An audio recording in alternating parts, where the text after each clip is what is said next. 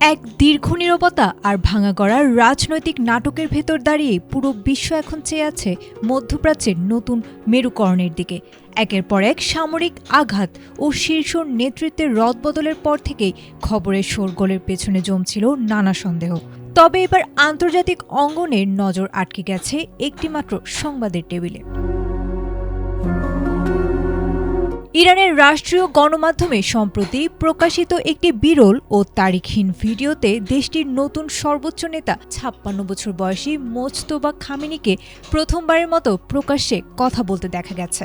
একটি একাডেমিক সেশনে সভাপতিত্ব করা এবং শিক্ষার্থীর গবেষণাপত্র মূল্যায়নের এই দৃশ্যটি ছড়িয়ে পড়ার পরপরই তৈরি হয়েছে ব্যাপক কৌতূহল।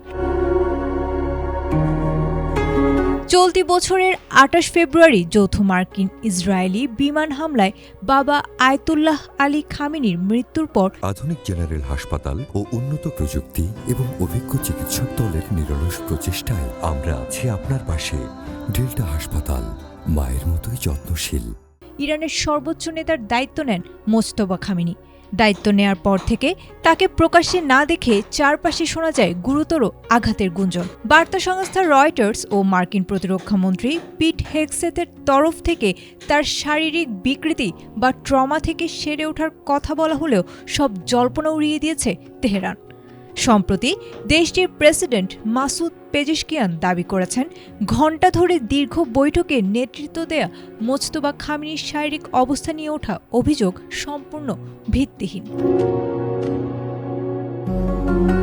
ভিডিওটি দায়িত্ব নেয়ার আগের পুরনো ফুটেজ কিনা বা তার বর্তমান স্বাস্থ্য ঠিক কেমন তা নিয়ে এখনও ধোঁয়াশা কাটেনি।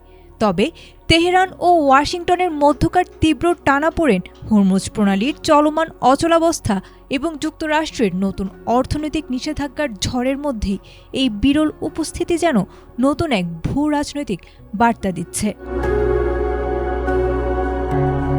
আয়েশা আক্তার, এটিএন বাংলা।